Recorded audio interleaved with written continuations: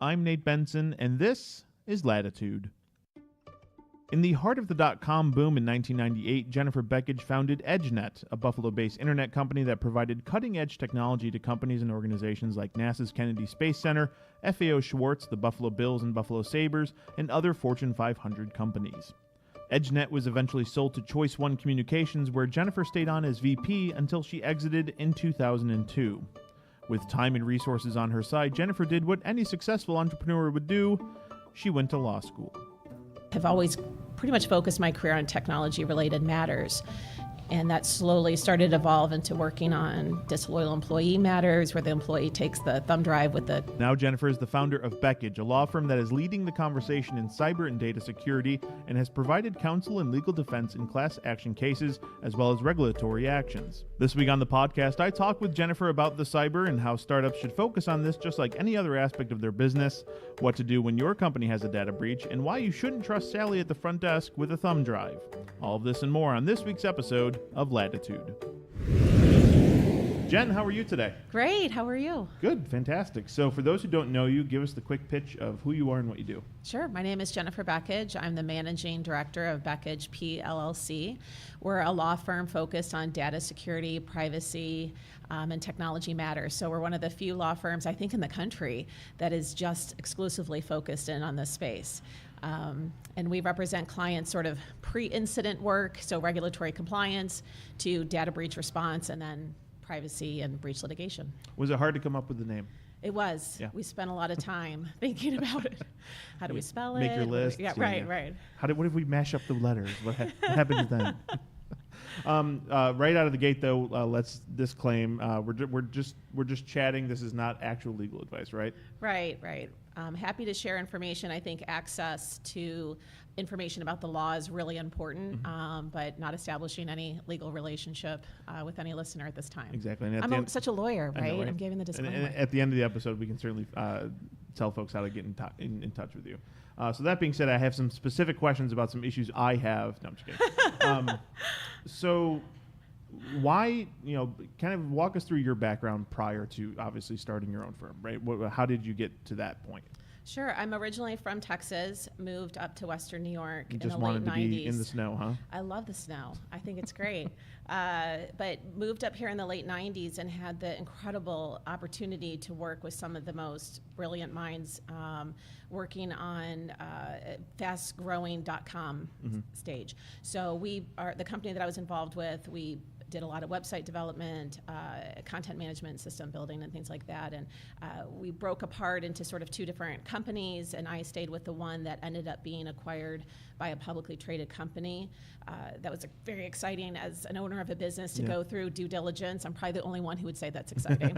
But it was fascinating to learn that process and be on that other side. So we went through due diligence, and I was retained on as vice president of operations for their technical services. So I oversaw all of those technical products that were being offered in about 11 states and about 1,100 colleagues. So very fast-moving period of time, which is very reminiscent of what's going on today with AI and blockchain and everything else. But after that, I decided to make the natural progression into law, and I have always pretty much focused my career on technology-related matters. And that slowly started to evolve into working on disloyal employee matters, where the employee takes the thumb drive with the confidential customer list and runs away, or... Which I've done at every job, by the way. Is that usually frowned upon, or...? This is a privileged communication now. Okay. But that slowly evolved into working on data breaches and data breach response, just having been in that technical space for such a long time, and as a business owner, really appreciating those nuances and having a practical and technical approach, not just a legal one, to the response. And here we are today. Last year, I was named one of the top 30 breach lawyers by Cybersecurity Docket, and just continued to work on incredible high-profile matters. And turn that into Beckage Law Firm, and have surrounded myself with a team of like-minded people that are also former business owners or technologists, and we're really excited to be in this space. So obviously there's a significant demand for the type of work you're doing, right? Because it's, I would imagine, not with everything now being connected, and data is everywhere, in your refrigerator, and your obviously in your computers, and everything in between, you're probably quite busy. Yes, we are very busy and growing rapidly. What are some of the things that you're noticing from a trend standpoint from cybersecurity and data security? Sure. I think the trend is that companies are definitely in the last couple years putting this at the forefront of an agenda item, whether it's the board putting it at the agenda or management, that this is something we really need to pay attention to. I'm not a scare tactics person. I present and speak across the country on data security privacy issues all the time. And I'm not going to say it's not if, it's when, or throw up a bunch of pie charts and scare people. I think people are already scared and nervous. They've seen their colleagues in another company get the hell beat out of them a little bit, right? They've seen the headlines. Yeah. And they also know that there's entities that have unlimited, resources, and this could still happen. So we just want to put everybody in a legally defensible position as best as we can. And knowing now, that a lot of them are prioritizing it of all sizes is helpful. Are you finding that, they are seeing those near misses either in their companies and that's why they're all of a sudden it's top of mind, or is it really just they're because it's in the headlines pretty much every week at this point, there's some sort of data breach that they're just trying to now be preemptive rather than reactionary? I think it's a few different things. One, the breaches are still occurring. So whether it's the oops, I accidentally sent a file over to someone that I shouldn't have, or we have ransomware, or there's been some type of attack, or a spoof of our website, and whatever that might be, there's a lot of different, attacks that are going on, or attempted attacks. But there's also a lot more attention currently in the news on a lot of privacy issues that everybody's interested in. And then on top of that, we have a very, very, very fast-moving legal landscape. So there's international laws like GDPR at play, federal laws that may apply to a business, and state laws, and they're changing on, it seems like, a daily basis. So again, with our dedicated team, we're watching these. I can't imagine any organization with one person dedicated to this being able to keep up on it. But I think those three things weighing in on a company all kind of factor into, we should probably pay some attention to this just like we would at all the other aspects of our business. I know GDPR has been in the headlines for well over a couple of years now at this point because it's still fairly new. But startups, that we're seeing in Buffalo and of course across the country are still not entirely sure how they should be reacting. So can you kind of break down something like GDPR and like how a startup can navigate those waters? Sure. I think there's a lot of information out there that is not entirely accurate about when some of these laws may or may not apply. And so I'm glad that you asked the question. And again, this is going to be a very simple overarching summary, and no one should listen to this and then make a determination whether GDPR applies. But it's an international regulation. It's based in the European Union. And if you're an entity that's established, and that's a term that's important, established in the EU or the EEA, and you're operating business there, this regulation likely applies. Or if you are an entity that's sitting up here in Western New York and you don't have, let's say, a dedicated person in the EU or an office in the EU, but you're offering goods and services to persons in the EU, or you're monitoring their behavior, then the GDPR may apply. So what's offering goods and services? This is really dedicated efforts, question mark, right? Or is it sort of a one-off? I mean, this is where you have to look at your business and really understand the relationships you have with entities in the EU, how you're marketing goods, what those relationships look like. And there's a lot of guidance that's been coming out over the last year to help determine whether that you meet that prong. What's monitoring the behavior of individuals in the EU? Do you have a website? Are you dropping cookies? What sorts of technology are you using through embedded scripts or otherwise to see what these individuals are doing, their shopping habits or their purchase history, and making predictions about that? Again, I'm not saying if you do that for one, that means it applies. You'd have to do sort of an analysis of the whole organization to determine if this is really a regulation that applies to you. But if it does, there's certain things that you have to have in place. And oh, by the way, it's not just the GDPR. Your organization may be subject to federal laws. It may be subject to state laws as well. So you have to weigh all of those together. And kind of like you said about the kind of the misinformation out there. I mean, there's been, I've seen stories where companies have decided just altogether stop doing business in the EU right now until they can figure out what the heck's going on and what they're doing. And which is what you want really for a big company, right? Well, it's a shame. I love innovation, Yeah. right? I mean, I was a startup. Yeah. We were a startup. So I love innovation. I love being able to use and leverage new technologies to grow. I mean, we just built this global economy. I don't want the regulations to scare people from being able to pursue their ideas and dreams. So let's take the time to understand them, see if they even apply. And if they do, we can put some things in place. It doesn't have to be overwhelming. This doesn't have to be so cost prohibitive that you can't do your business. But if you're a high growth entity, these are things that you need to think about. Otherwise, you may have trouble attracting investors or being acquired, because they're going to want to know that you've thought about these things. Shifting gears kind of to data, in startups, what are some of the things that startup founders, and usually these teams are lean and it's only a few people on staff, and there's oftentimes a lot of changeover on staff. The people are moving and grooving and doing things here and there. What are some of the things they need to be on the lookout for? I know you mentioned earlier, it's Sally who steals the hard thumb drive and goes to a competitor or something like that, right? I would grab your team and sit down and say, one, what do we have? What are we collecting? Where are we getting it from marketing? Are we getting from a sales team? Are we getting it from our current customer base? What do we have? Yeah. And then second, where is it? Because this will go to your question, right? Or what are we worried about? So where is it? Are we putting everything with a vendor? Are we trying to keep it on our own server? Where is that information? Is it all on an unencrypted device? Where is that information? And then you can start to think about, okay, now what are the biggest risks? If it's all with a vendor, is the risk that maybe we haven't fully vetted that vendor? Maybe those contractual terms, that vendor can also release and share that information to others, and you didn't appreciate that when you entered the contract. If it's that we're keeping it on-prem, okay, have we tied all the things around it to help keep it secure? So it's first, what do we have, where is it, and then you can start to do that risk analysis to see what are we most concerned about.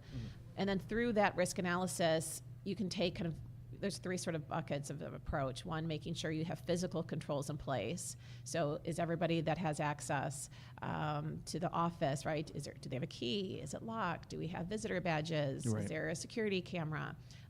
The administrative controls are in place, policies, and we're training people on it. And then the technical controls in place. Do we have a firewall? Does coming into a space, like the accelerator here, where it's open concept, just automatically as a data privacy attorney give you like preemptive PTSD or something like that? Or it's a balance for me, because you're like, oh, future customers. No, it's a balance. I love being here for a couple of reasons. One, the energy is great, the excitement's great, and again, I really am a promoter of innovation. I don't want to be the dream killer. No one wants the lawyer that's going to be the dream killer. They want the one that says, okay, cubicle. Right, get back to the cubicle. No, what can we do to help the business? So it doesn't. I think that as long as everyone's conscious about what they're doing and start going through that analysis I just mentioned. And again, what information do they have? If they're dealing with not sensitive information, then maybe it's at risk analysis. Maybe you don't have to have as many controls. Yeah, the ongoing thread here is Nate's nacho stand. It's the imaginary business that I often reference on the podcast, and feel free to go into the archive to dig up more Nate's nacho stand stories. So Nate's nacho stand is collecting information and data on their website and for their customers, and just for marketing materials, and they've got data. They get a breach. What do they do now? All of a sudden they've discovered they've been compromised. They don't necessarily know how long they've been compromised, and oh crap, now what? Right. First is, do we really even have a breach? Let's not say the B word unless we know it's a B word. Maybe it's an incident. Maybe nothing actually was accessed or compromised. But if there is something, we have to understand the scope of what was impacted.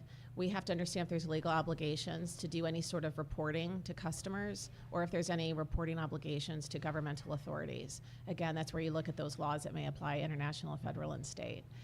And you're doing that and balancing that along with balancing, is there reputational harm? Do we need to address PR issues? Are we also thinking about, is perhaps the person or entity that may have been the cause of this, not you, but perhaps that vendor that's hosting your e-commerce platform. So we're thinking about claims that we may have against them. So there's a lot of moving parts that go on, whenever there is an incident. So essentially, that's all over my head as the founder of Nate's Not Just In. So I need to call somebody. Yeah, and some people say, well, why are we calling a lawyer? Well, privilege is obviously an important piece of it, but we understand the laws at play. Yeah. So if you just have a technical vendor come in and they, let's say, wipe everything and start fresh, there might be some concerns about information that should have maybe been preserved or looked at. And then you haven't addressed maybe obligations, to report to somebody. And you also really want to understand what's going on and be able to communicate with a lawyer about that so you can determine how to put yourself in a legally defensible position and then learn from that experience. So, okay, now we really understand. We didn't maybe realize we were collecting all of this and it was subject to this. So let's put some policies and procedures in place and make sure that we're using vendors that have been well vetted. Mm-hmm. So from a preemption standpoint in protecting yourself on the front end, what's your advice or what are some tips that you would suggest? Startup founders are fairly tech savvy for the most part, so they think they know everything, myself included. So how can we better protect ourselves on the front end? I always like to start with the policies and procedures. I know it's not glamorous. No one wants to write this down, but sometimes when you're putting pen to paper, it really forces you to think about what is going to be our practice and what we're going to do. The technology response, I usually think, is the easiest part, because I agree with you. They do know their systems the best, and they're very technical savvy at their business and their operation. So standing back up again usually isn't sometimes a problem. That's pretty well prepared for, but it's important to have those documents in place, because those are the things that regulators may look at, or if you're in litigation, they may want to look at. So standing those up are going to be critical. And those contractual relationships, it's easy to have the handshake deal. Do you mind if I send you my files, and can you store them here? And so it's good to have things in a contract. Yeah. That's important. Shift risk, indemnification provisions, insurance, all those great things. Consumers, there's even the consumer level breaches. I was super annoyed the other day because, of course, I two-factor everything, and I change passwords regularly, and I came across a tool that you can enter your email address and find out if you're on the dark web, or if you're on, if you've been on some lists that have been sold to Lord knows who in Kazakhstan or something like that. So I entered my email address, and there was 10 instances of my email floating out in malicious ways. I never had a breach, but I was on some lists. I was like, son of a gun, like, what the heck? So then I put in my wife's email, because she doesn't have two-factor or anything. She's had the same email since she was 13. It's Yahoo, blah, blah. She had one instance, Jen, and it was so annoying to me. So is this a marital question? It is. Yes. Like, what is my wife doing right from a technology standpoint? And she's a Gen 2, so I just know she's smarter than me, so there's that. All Jennifers are. No, I love the family disputes and... But the broader question, like, consumers are, every week you're seeing a headline, consumer, breaches of, whether it's Yahoo or Equifax or whatever. How do we better manage our own data and privacy and things like that? I understand that the headlines can be scary, but again, they're headlines, and really digging in to understand what's really behind the headline. Sometimes you may not know all the facts when you see a headline, but I think everyone's just being conscious and aware, like you are. Yeah. There's no right or wrong. There's no script as to what everybody, and I'm including organizations and individuals, should be doing. But it's an iterative process, and we're all sort of learning as we go along. So 26-letter encrypted passwords are the way to go. Oh, I love the password debate. We usually have those with entities that we're working with and individuals. What's a great password, a strong password? And there was this great article Gizmodo last week that I came across, and they said, shockingly, this password is more common than you think. It was like JT7Q5. It was like some jumble of letters, but they ran some analytics of like some of the passwords that have gotten out there, and that's an incredibly popular, like this random jumblation of letters you would think was random was actually a fairly common password. I'm sure you saw a similar article or something. Right. Yeah, there's always new lists that come out on what are the common passwords, and but still people use the 1 2 3 4 5. Dad, if you're listening, update your password. How did you have my password? Yeah, shockingly, I guessed it. Looking ahead, what are some of the things, startups, larger corporations, what are some of the new tricks that, are being used to get into systems that, hey, you're noticing, and that's a trend that you might want to look into? I would say there's still a lot of ransomware. There's still a lot of sort of the old disloyal employee theft that may not. A lot of people always want to think cyber, but there's a lot of different ways that information can exit an organization. And so training your staff will be really important, and continuing to train your staff. I mean, this usually isn't a one and done. Right. The other one is, having an incident response plan. So no matter what it is, because the technology is changing, right? It is ransomware or an employee oops or some other attack, but at the end of the day, no matter what it is, even if we determine it's nothing, this was a false alarm, we thought it was something, but it really isn't something, having an incident response plan that's been tested is really important. And, to also have it printed out on your desk or on your shelf, because usually if you walk into a situation, one of the first questions I ask is, okay, well, where's your incident response plan so we can follow? It's on the computer that's locked, Jen. All right. Okay. So what do we remember from it? So having it printed out is a really great idea, but testing that plan.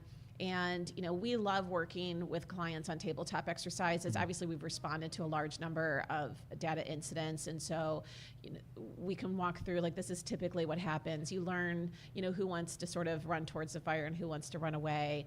And you usually find out that a lot of people want to help. And sometimes helping is not always the best thing. So, I went ahead and took the liberty of putting on our website that we've been breached. Stop that. No, because we may not have. So let's just make sure we understand what that message is, because we also don't want, from a, one, if law enforcement may need to be involved, they may not want those statements to go out. So just in that first, few hours, it's really important just for the right people to get together to figure out what that right message is. It's obviously a scary situation, especially if you're a large business, but you need to take a beat, take a breath, and kind of focus, right? And not just, like you said, overreact. Right. Have some people's phone numbers in your cell phone. Who are you going to call? Not Ghostbusters. Who are you going to call, though, if something happens? And your incident response training and plan shouldn't be, well, we went to lunch yesterday and kind of walked through what it might be. Make sure you have all those decision makers at the table. And some of those, especially as a startup, you may be really leveraging third parties. So how are those communications going to occur, and how are you going to reach them? And they may say, we've had incidents where the third party says, I'm just your third party day-to-day guy. I'm not getting involved in any sort of incident response. Well, what are we going to do now? Who are we going to call? So walking that through and really having that dialogue with all the stakeholders is really important. So from a vendor landscape, I look at some of the startups, they deal with sometimes dozens of vendors. So you've got all these people either with access to your core system or your core data, controlling all that and managing that is a job in itself now, right? Right. And going through that due diligence. So having, a third-party vendor management program and a process that the organization will go through when onboarding vendors, and doing that sort of risk assessment will be important to have. And again, documenting that. And this doesn't have to be an 80-page policy, right? But this is what the organization is going to tolerate. This is what we're going to do. If we're going to onboard someone, they need to talk to, this woman over here and this gentleman over here, because they're all going to add to the decision as to whether this is a vendor that we want to take on. And, going back to, it's a very oversaturated space. So you have a lot of people walking in, which is great. They're trying to grow their business and get their first client, right? I've been there as well, and you're so excited and you have that first client.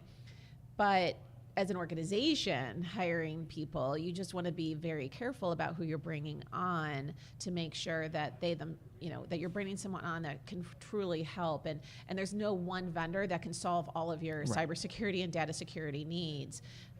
So knowing that, going into those relationships and not overly relying on them. But it's really a collaborative approach. And when we're working with clients on preparedness and regulatory compliance and incident response, we're working with a team of different types of technologists to assist with that. So again, there's no one size fits all. You have to look at a case by case basis, but just make sure that if you're entering into those relationships, like you said, if they have either access to sensitive data or your information systems, you know who they are and get a contract. Looking back at some of the ransomware, like you were talking about a few moments ago, do you think we've even scraped the surface like that with complete takeovers of systems? You look back at the, I believe it was Atlanta or a southern city a year or two ago that was crippled by a ransomware attack, and you had to pay X number of Bitcoin. We've seen a few high-profile cases of that, but do you think there's more on the horizon from that regard? I think it's an old trick, right? It's extortion. It's it's like robbing a bank. Exactly. It's a classic holdup. So it's usually pretty simple to execute. You don't have to be a sophisticated person to deploy it to the very sophisticated, right? I mean, it's a huge range. Yeah. So I just don't see that going away in the short term. And the best thing that you can do as an organization is to have that plan B. So if this does happen, we can recover from it. There's many companies that have recovered from these instances, and startups also can recover. But it's all about that preparation. We're going to make sure that we understand the laws that apply to us. We're going to test our policies and procedures. We're going to have an incident response plan. So if this does happen, we know what we're going to do. The alternative is, I always call it overload paralysis, right? It's, okay, she's talking about policies and contracts and vendors, and it's just me and a couple, another person or two. This doesn't have to be a lot of work, and you can go about it in a simple way, but having the conversation with somebody and talking about it is so much better, because the goal, at least from our end, is we want our businesses to succeed. We want them to find investors. We want them to be acquired if that's their goal. And you're going to look so much better to an investor if you've thought about these things in advance. We've considered these laws. We've already baked it in to our development, these concepts, whether it's privacy by design under the GDPR, or we know that we have to be PCI DSS compliant, whatever it might be, we've already thought about that. You're going to stand out. Let us help you stand out and succeed, and we want to see you grow. I'm not going to lie, that last acronym you used, I'm going to assume is true because it sounded legit. Thank you. You just blazed that one past me.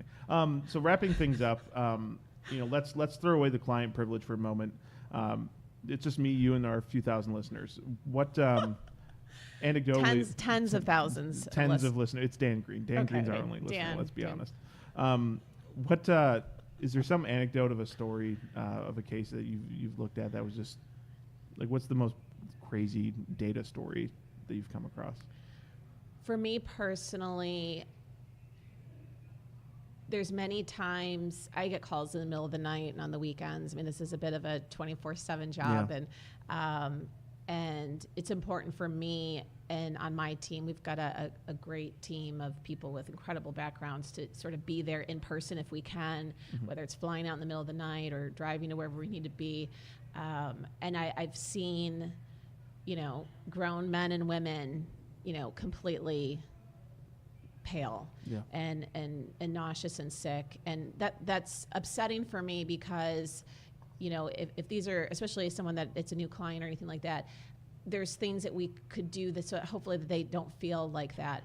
And I was in one situation recently where I was really concerned for the physical well-being of the individual, and I was thinking, gosh, I'm a lawyer and I'm CIPP certified, and I have all these things, but maybe I need to take a class on CPR. I mean, I was really concerned, and it showed me how physically and emotionally people internalize this and how serious it is, because as a business owner myself, you try to do everything you can. and I truly feel companies do, but I think that's been sort of the hardest thing is you see directors of IT feel bad and guilty and, woulda, shoulda, coulda, but it's a moving target. If these people want in, they're going to get in. I mean, there's no one thing you can purchase and slap on your organization, solution, right? So let's at least do our best and work towards that. But for me, I think it's sort of the human side of it, because we think about the data, we think about the reporting, we think about the breach notification letters and all of that, but there's a human element, and I don't want people to feel that way, so let's prepare. Let's prepare for it, put you in a position that if that time comes, you know what to do and walk through it, and again, hopefully grow and prosper. So what do you do when you've got that completely pale, ghost-faced CTO in front of you? Do you say, well, Frank, you had one job to do, and way to go? No, I say, look, this is your first ransomware, but it's not mine. Yeah. So we know what to do, and we're going to get you through it, and we're going to walk through this, and we're going to come out. It's going to be crazy for a while here, but we will get past it. And that's a common, conversation. So I think just wanting to be with people that are experienced and provides comfort so that they don't have that nauseous stomach. But I feel like we've seen everything. Nothing's been the same. Everything's different. There's, but I do think that anything that we can do to help the human side of it and make people feel comfortable about the steps that they're going to take makes us feel good too. And companies should be investing in Bitcoin just in case of a ransomware. No, not necessarily. Yeah, not necessarily. I mean, there's also parties that can do that for you, and so yeah. I mean, this is again sort of these misnomers that are out there that I've got to go accumulate this, and I need to do this, and that's gonna help. Well, but you may never be hit by that, right? Yeah. What about all the other things? So, no offense if you're in the process of accumulating Bitcoin. It's not been a good year, Jen. It's a sore subject. So for those who want to learn more about you and your firm, how can they do that? Beckage.com, Beckage. That's the best way. All of our contact information's there. We kind of work around the clock and are happy to help. And give us a call, and we'd be happy to walk you through any questions that you may have. Well, Jen, thank you so much for coming on the podcast. And again, make sure if you are interested again in data, head on over to their website and learn more. Thanks for coming. Great. Thanks for having me. Cheers. Thanks. I want to thank Jennifer for joining me on the podcast this week. If you want to learn more about their law firm, head on over to Beckage.com to learn more. And again, anything you heard on this podcast should not be considered actual legal advice. You would want to consult with an actual attorney.